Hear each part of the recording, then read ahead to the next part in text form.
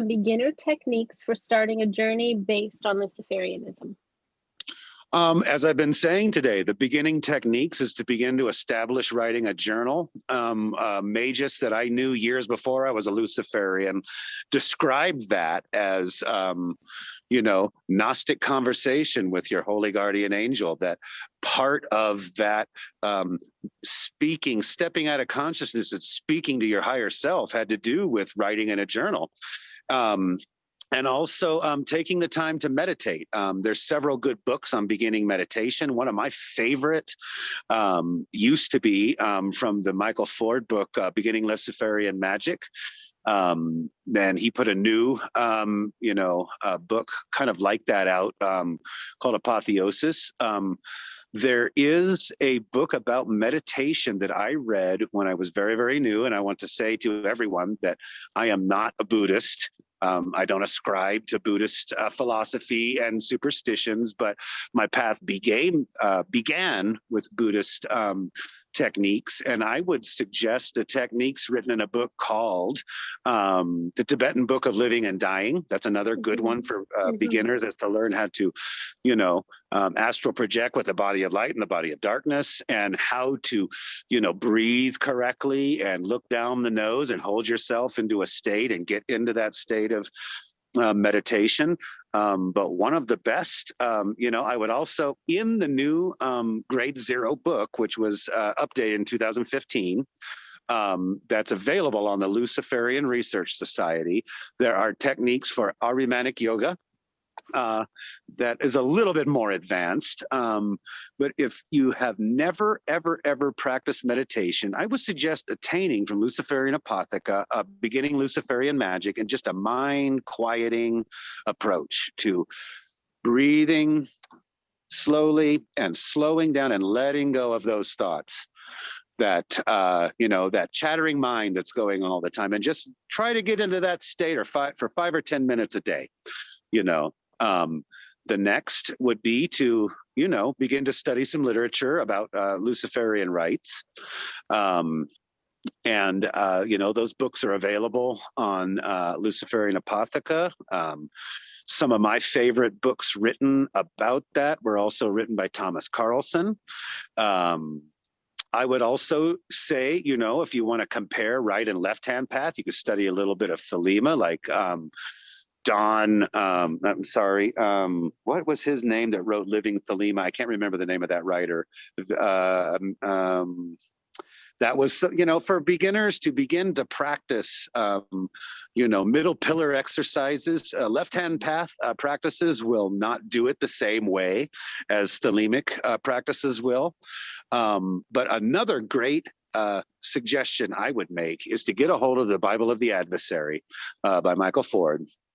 If you're, wanting to start with basic Luciferian concepts, philosophies, and approaches to meditation and ritual. Now, I will also say that the Order of Phosphorus is at this time operating mainly on the Luciferian Research Society that was started by Jeremy Crow, thanks to our friend Jeremy Crow. And yes, thank you, Jeremy. There are several groups for the Order of Phosphorus on that website. There is a public group, an initiates group, and a leadership group. Also, Jeremy Crow has a Gnostic group that he's putting together on there. And I have a feeling that other left-hand path groups are, doing some communicating on the app that's connected to that Discord, But also my suggestion would be, get a hold of some beginner books and start practicing and see if it works for you, Our order may be right for you. It may not. There may be other approaches out there that suit you better, and the only thing that holds you back is you, Exactly. Exactly. And this whole thing is about you as an individual. It's not about pleasing other people in an order or obtaining degrees or things like that. It's about you and your evolution. Absolutely. You know, a lot of people like me have pasts, you know, where we've been through a lot, and a lot of difficult hardships have happened in your life. And, you know, don't let that stop you from stepping out there and just starting where you are and realizing that you can make, you know, what we do in the Order of Phosphorus, especially, isn't about us and you thinking that, you know, we're somehow going to be your leaders and rule your life. It's about, you know, sharing this knowledge and celebrating the ability to liberate your mind from the things that hold you back, and allowing that archetype as of Lucifer to become more prevalent, you know, through the lives of people that live and identify with that name, you know. Mm-hmm. So absolutely. Absolutely. And if there's anyone watching who is interested in the Order of Phosphorus and they want to find out more, where do you suggest that they go to? There is two, well, you know, there's a Facebook group called Assembly of Light Bearers that was kind of the afterbirth of the Greater Church of Lucifer. That's just now a public place where people could connect with others and find the Luciferian Research Society. The Luciferian Research Society was set up. People pay a $10 fee for once a year. There is no fee to join the Order of Phosphorus. The only requirement is that you download that Grade Zero book and work with that book, writing in your journal for 6 months, and then contact one of us in the priesthood and submit some of your, you know, enough of your work to show that you made some effort in taking it seriously. And also, you know, you could pick up Michael Ford books, you know, and practice them alone. You don't have to join the Order of Phosphorus to be a Luciferian. You know, I decided to do it because I had been practicing alone for quite a long time. And you start wondering, well, what do other people think about my results? You know, I mean, is there any other people out there that are like me? I mean, what are they like? Are they nice? Are they cool? Are they jerks? You know, is this just a scam? Is there, you know, and I found that there are a lot of people in many different and awesome and beautiful ways, from the more light bearing to the most darkest type of magic that actually do practice that and have a lot to share just through their, you know, who they are as people. And, you know, often I've learned the most from the satire and sarcasm that my friends have, you know, in those things where you think you're not going to learn something really powerful. It's right there. So. And it was the same for me as well with the Order of Phosphorus. I had been in a lot of groups, you know, the 34 years that I have been, you know, consciously upon this path. And I had said with the last group that I am not joining another group ever. Like, I have no interest. It's done. You know, it's not in the degree. It's not through the hoop jumping for other people. That's not what it's about at all. That message came loud and clear. And then, you know, something drew me to the Order of Phosphorus, and I thought I would just give it a good try. Much like you, I was curious, you know, are there others, you know, like me out there? What is it like? You know, and it would be nice to have, you know, others to just kind of bounce ideas off of, but not to lead me, but to be there and to talk about these things with, and maybe offer some insights, and maybe I have some insights. And there are a lot of awesome people there, I have to say. What I loved the most about it was like, you know, back to when I joined, you had to do an FBI background search, you know. And so I did the background search. I paid for the background search and I made the application, and you wait forever. And then they were like, well, here's your grade work. We'll talk to you in 6 months. You know, and there was just, you know, there's no pressure to be a big time social, online, anything. You know, it was just like buy a journal and get to work, you know. Yes. And that's amazing. What do you have to say? I'd always be asking them questions. They'd be like, well, what do you think? What do you want to do? You know, I'd be like, what? Oh, I'm going to make a fool of myself. You know, and you find that when you're just genuine and you create your own work and you have the guts to just be yourself, people are like, that's cool. Right on. Yep. And that's the key. So, yeah. Absolutely. It's all about being yourself and just having the guts to be yourself and do the work. Too, you know, when I first started studying the left-hand path, I studied everything, you know, not just, you know, Michael Ford's books. I studied like, you know, Anton LaVey more, and, you know, just anything I could get my hands on from any perspective. And I get online and hang out with people and try to talk to them. And I'd be like, oh my gosh, glad I don't know you personally. It was just a little over the top. I mean, Yeah. and so, I've always desired to like create a place where a neophyte can get a hold of the information. It doesn't feel pressure to be just like me or just like Michael or just like anybody. And if people want to use the grade book to advance their initiation, I do think initiation is important. I don't really see initiation as like joining a club or identifying with a cult of personality. To me, it's like when you initiate a light switch, the light is on or it's off. Or like, when you push, the gas pedal in your vehicle, initiation begins to accelerate you to be something different, and that might mean, different things. And it's funny to me how, I have friends online and in my real life too, that are always just wondering why somebody isn't exactly like them. And that seems to hold them back. And what I have found through even the Sumerian, Babylonian, Egyptian, old Alexandrian, and Kabbalah, and all of those, inverted Kabbalah, the Klipot, is that there is a darkly divine, demonic, echo within yourself that is completely unique and is not like anybody else, and that will resonate as the adversary on this earth if you stop trying to be accepted first and just have the guts to try. Yes. Very well said. How has Lucifer enlightened you? I think you touched on this throughout. In years, I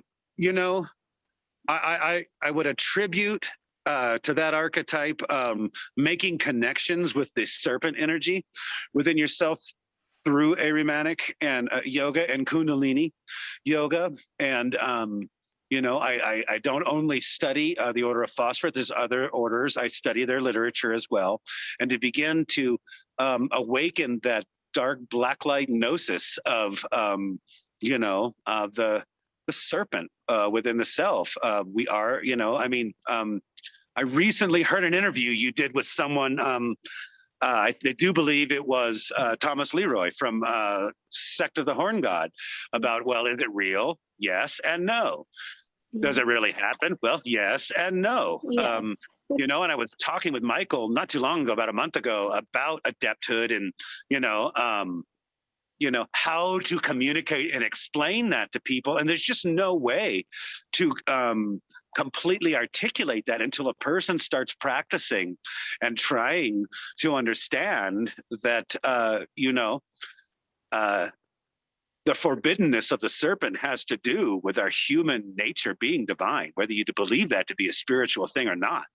Yeah. And that it's repressed, and that the more you awaken that, and the more time and effort you personally put, anybody out there, into awakening that, the more you will experience the results of that. It can't be given through somebody in a book or online or, described by the most eloquent poet. We hear, poems like from Milton, Paradise Lost, and that resonates with people like us.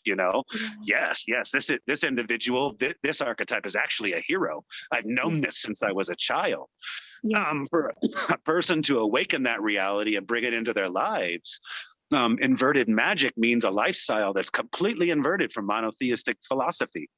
It requires practice. And, often online or with friends, I hesitate to completely explain my experience, because then it robs them of learning how to awaken that consciousness within themselves. And you realize it is real within me, and it's most likely real somewhere else. Do I insist that somebody else agree with me and believe that? Hell no, because I think that every aspect of the left-hand path has something to offer.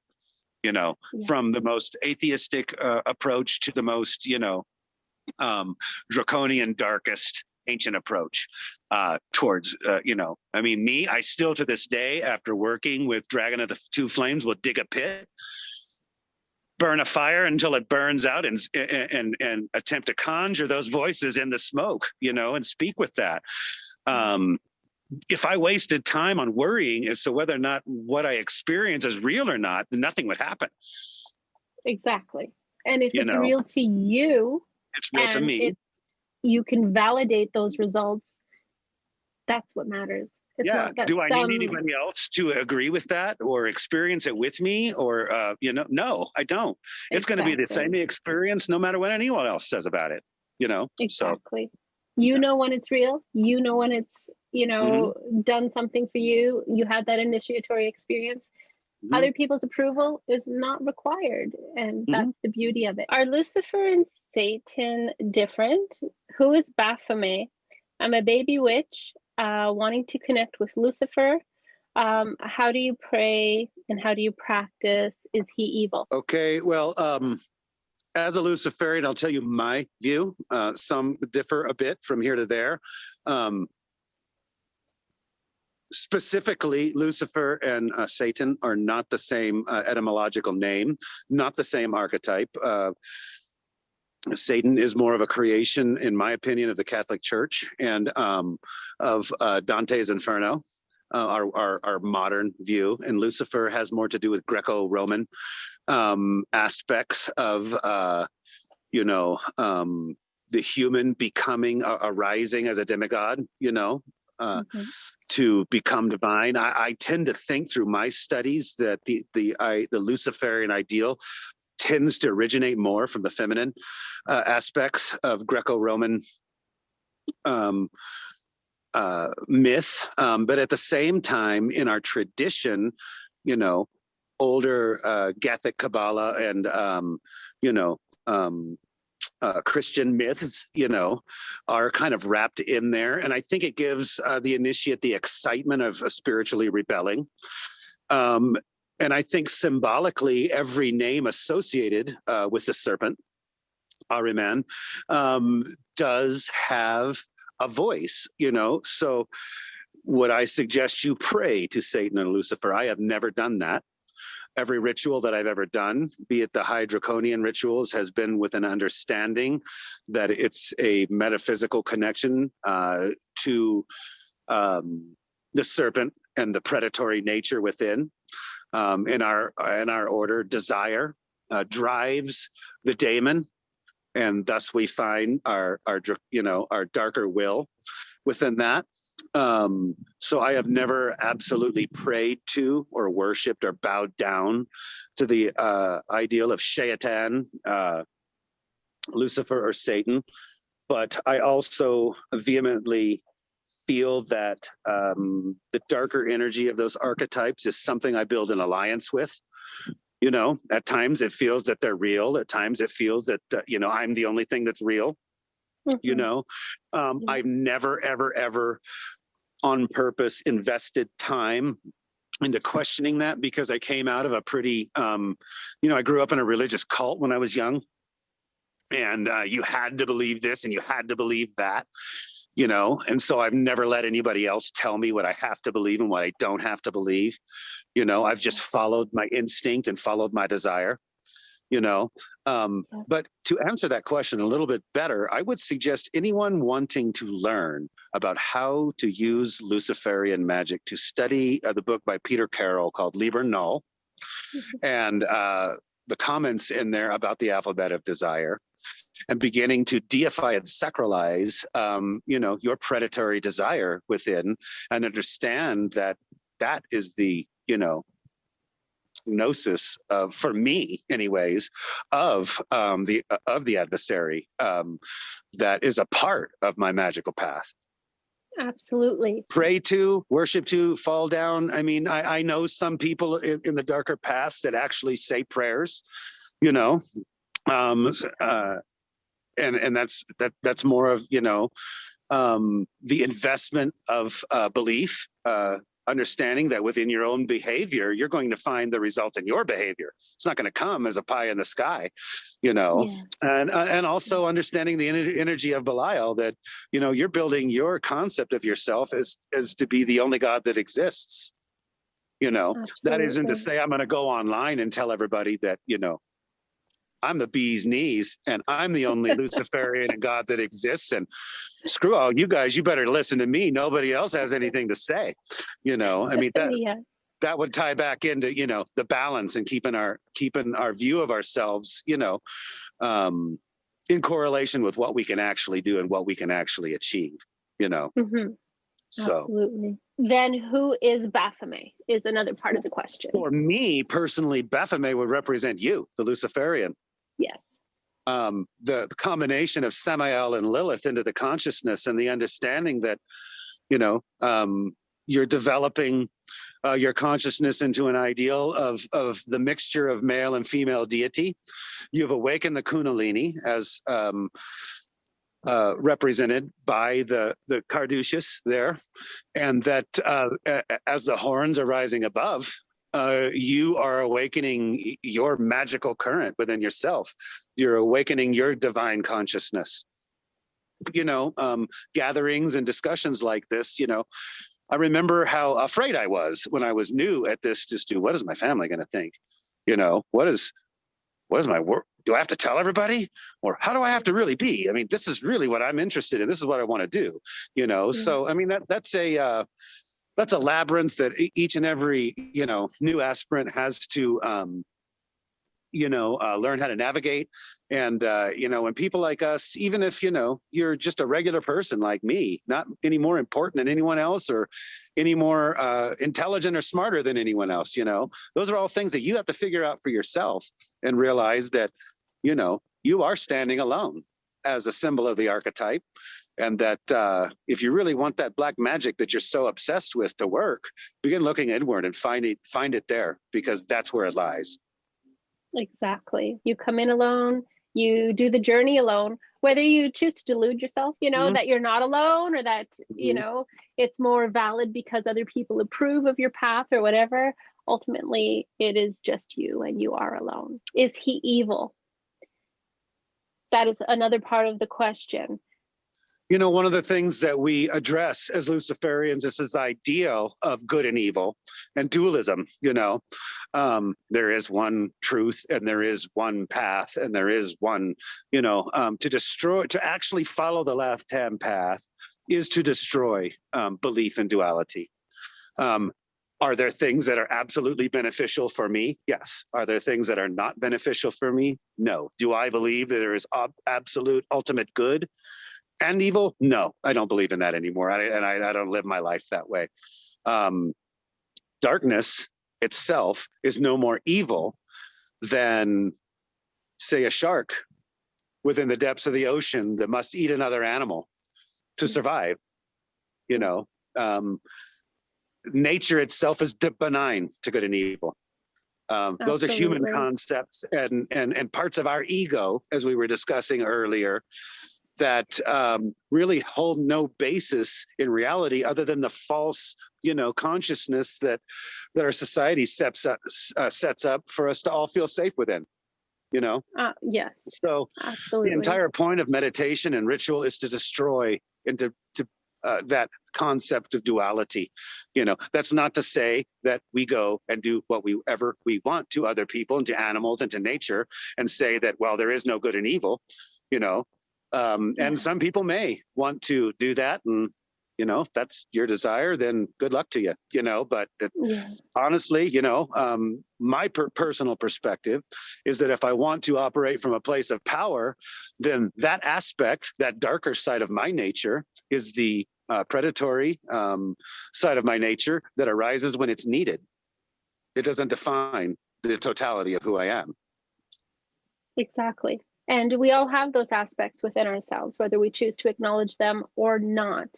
And calling those aspects of yourself evil just creates so many barriers and so many issues on so many levels. Instead of understanding them and what purpose they have, and finding a balance within that, so you're not just all turn the other cheek and take everybody's crap all the time, and you're not always the asshole destroying and consuming everything, but having a balance of a time and a place. Like I am the nicest, sweetest person around. So I've been told, unless, there's a reason not to be. And I think we all Sure. have that. And that's that predatory aspect. It's not that we constantly live in the state of, being the predator. There is a time and a place for everything. And I think people confuse that. And they try to suppress that to a point where they become or really try to validate that through talking to people online, which will, yeah. never occur. We validate ourselves through self-validation and through trial and error. Exactly. Yeah. And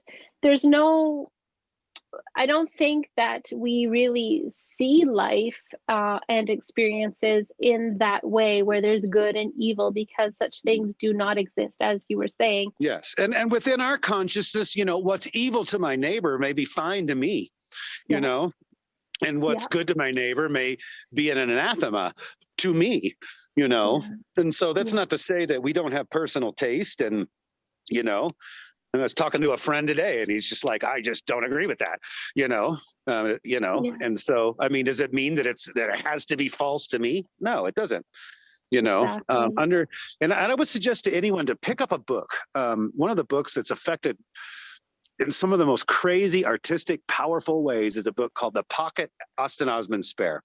And read, the couple of books that are in there, his poetic challenging of human consciousness and why we have to think and exist within those parameters that we all find ourselves caught in, or drowning. Some people are drowning. Some people are rising above it a little bit more, so.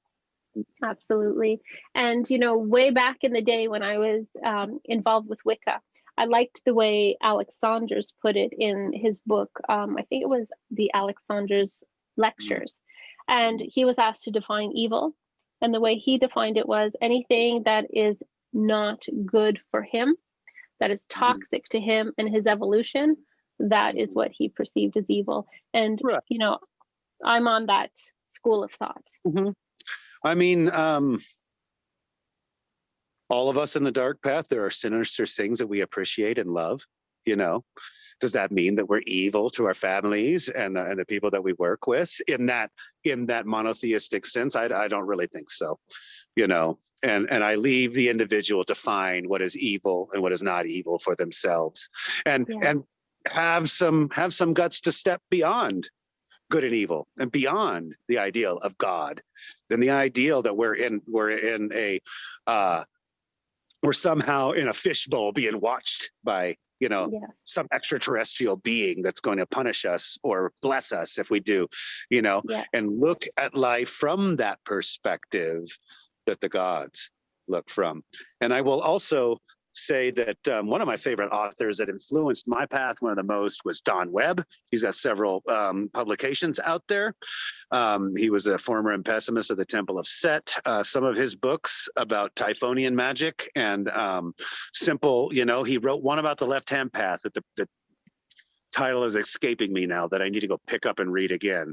And one of the things that he said in there that really, inspired me the most was, point consciousness has everything to do with you finding what your passion is and letting nothing standing in the way of you going out to do that, no matter what that is. And you don't ask somebody else permission before you do that. You go out and you find what that passion is and you do it because you're the only one that's going to be, tasting the consequences of that decision.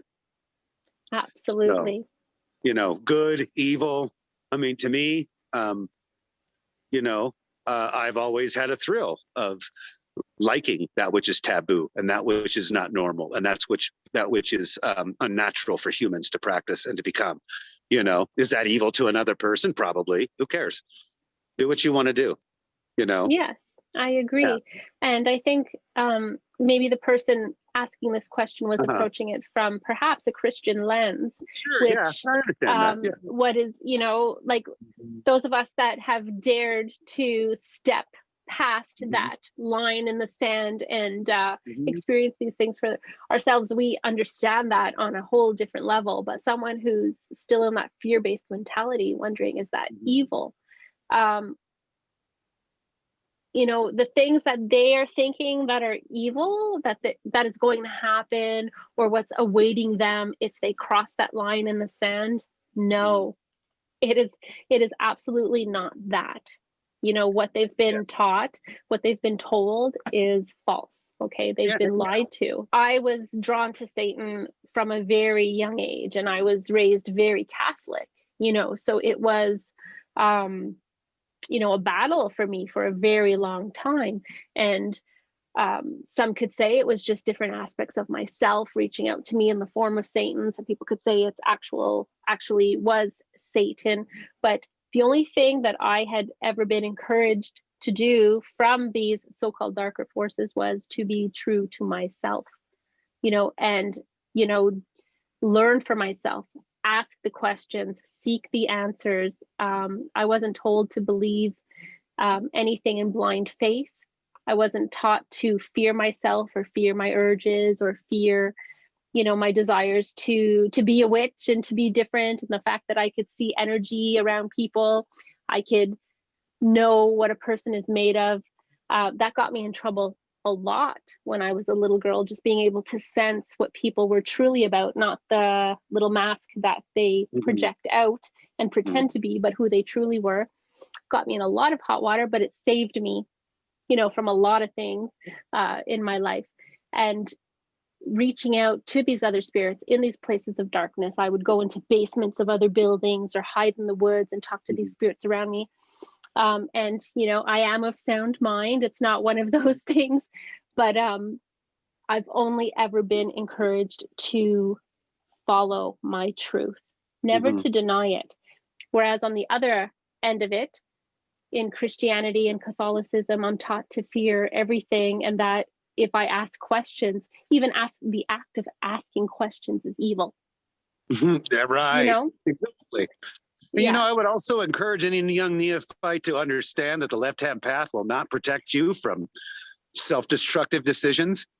I've had a lot of friends I've met, asking questions, and they're new and they want to do this and that. And some of the decisions they're making are quite self-destructive, and they end up, paying the consequences from that. And we have to understand that we ourselves are standing alone as Lucifer or Satan or Ahriman or Lilith, or as we ourselves are standing alone, and we're taking responsibility for every decision that we make. So don't let this discussion about good and evil, anyone out there make you think that somehow, that's some kind of an excuse to go out and make decisions that are going to ruin your life. No, absolutely. So. And, I have found, and I say this often, the people that I've met and know very well that are on the left-hand path tend to have a higher moral standard than anyone, that I've met in a church, in this whole hypocrisy kind of mentality. And so people have to decide for themselves. Isn't that interesting? How you would expect, you're like, when you first start meeting people, you're like, all right, I don't know. I need to know when to cut out, Yes. But, you start finding that everybody, most of the people, the real practitioners you meet are just like you, just a regular person, Yes. Yeah. So. Yeah, it's not someone who's cursing, people all the time and want to see the destruction of their neighbor, just because for the dark side and all this crazy stuff that we're taught to fear. It's not that at all. It is a path of thinking for yourself and the path of illumination, illuminating the clay and becoming truly aware of that which is around you and the power that you actually have, which has been kept from us, which I think is evil. Yeah, I find, to me that's yeah. Of planning and shaping a person's consciousness into something that they were never meant to be. To me, that is, something that is undesirable, and I would consider to be, evil, brainwashing, and, forcing a person to think in a way that's not natural to them. Yes, and that they don't, maybe that doesn't even resonate with them and is not fulfilling them in any way, and forcing them to adhere to these standards. To me, That's evil. That's an abusive relationship, really. Yes. I mean, to me, for me, that I'm in full agreement of that. But, we all have to operate within the world and make money and have our lives. And, if people are happy doing something different from me and it's working for them and they're decent to me, I don't really care. Absolutely. I don't worry about constantly trying to redefine and identify myself so that I'm the one that everyone is accepting is the best and good. And, Yeah. if you've chosen the dark path, that means that there's going to be people out there that, as we learned with the grand opening of the GCOL, there's going to be people out there that are not going to accept you. And they're going to be quite freaked out by you. So I would also suggest to young neophytes is be careful who you tell. People only have to know who you want them to know, Yeah. And, one of the things I read in that older tantric book this year is that, one of those books in the series I was reading was stating, the yogi was stating that, they believe that going around and telling everyone constantly what you've done and the magic that you've done can kind of knock back the results, and they're bragging in that way. So, I mean, I've learned to share what I have to share, when I've had a big result and I've written something I'm proud of, or I've done some art that, and doing it right and then constantly having to go to tell everybody to get approval by everyone, to me, I just stopped doing that a long time ago because, we want to experience the results of what we're doing and take that time to be comfortable with our isolate consciousness and be comfortable with those experiences and write about them and see where that's going to take us, Yeah. So. Absolutely. That's always my advice to the new practitioners. Yeah. I know you feel like you have to go and announce it to everyone right away, and somehow that's going to make it more real. But it really doesn't, and it can often trip you up because you're not going to receive, well, I can't say for certain, but there's a good chance that you're not going to receive the response that you are expecting. Or just, your focus seems to change a bit because you were focused on achieving something. Now you're focused on everybody else saying, trying to scare you for the good of your soul or whatever it may be. You know what I mean? All that garbage. And some people are still susceptible to that because they're just beginning out. So I always advise everyone, just do it. Do it silently, see what results you have. See if it's for you first. At least know with 100% of your being that this is for you. And then you'll be in a better place to explain it to those around you that don't understand. Because if you're not at that place, you're just going to add more confusion to your journey. Well, thank you so very much for engaging in this with me. I hope to have you back again at some point because it's always a pleasure to hear your thoughts. Thank you, Maggie. I was like, I don't know if I should do this, because we all know the nature of what, this could be like, but I am very glad that I did. And I'm very glad that there's reasonable and intelligent discussion going on these days. And when you introduce person after person after person to all of us, you're showing that a lot of our assumptions, through communicating online aren't exactly true. And that's why I did this, is to, let people know the Order of Phosphorus is really about you doing your own work in your own life and less about, what a lot of what we see going on online. And I hope to see as many people as want to be, on the Luciferian Research Society. And if not, there's other paths and other ways. So we'll just go from here and continue to share what we experience and see what happens in the future. Yes, and that's awesome. And for those that are interested, it's the Luciferian Research Society.org. If people are interested in checking that out, I'll leave the links to that in the description below, just in case. People are welcome to check that out. And like Eric mentioned earlier, there is a $10 fee for the entire year, which is pretty much, nothing really. And it's a great place to find a variety of information. If you're seeking, there's no pressure to go there. There's tons of resources out there. What I love the most about the Order of Phosphorus and the Luciferian path is that no one is trying to sculpt you into being a certain way. In fact, the opposite is true. It is a very self-isolate path where you are cultivating and creating yourself on your own true path. And that's what is encouraged. So thank you very much, Eric. And until next time, I wish you dark and wild blessings.